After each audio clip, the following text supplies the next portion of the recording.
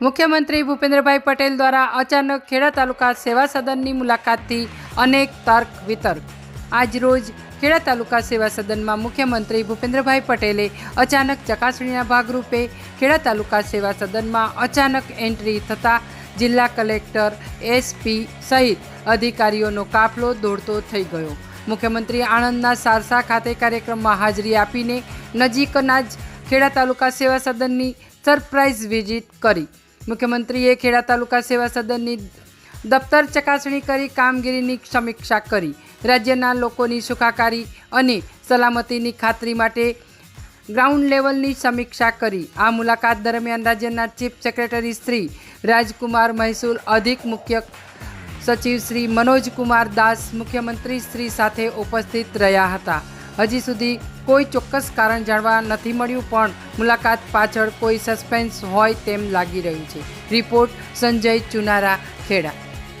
मारू नाम विमल चौधरी, हूँ इंचार्ज नायब कलेक्टर खेड़ा प्रांत छूँ अने आजना दिने माननीय मुख्यमंत्री साहेब श्रीनी आणंदनी विजिट बाद ए परत फरता दरमियान अत्रेनी मामलतदार कचेरी खेड़ानी मुलाकात लीधी हती अने एमां जे रूटीनना तपासणीना जे मुद्दा हता ए पण तपास्या हता अने अंदाजित 1 कलाक सुधीनी तपास करी।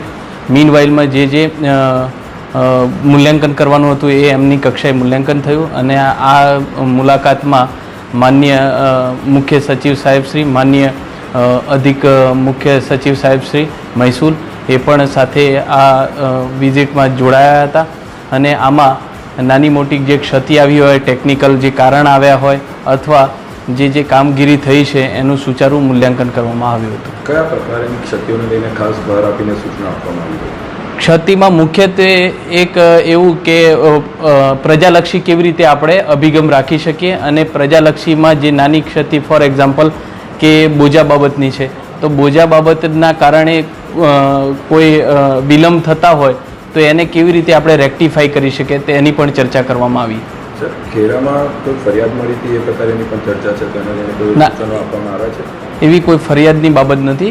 माननीय मुख्यमंत्री साहेबनी जे विजिट हती आणंद जिल्लानी एना परत दरमियान आ रस्तामां आ कचेरी आवेली छे एटले माननीय मुख्यमंत्री साहेबनी स्थळ कहेवाय ने के एक्ઝેક્ટ मतलब के ओचिंती कचेरी मूल्यांकन कर्युं छे।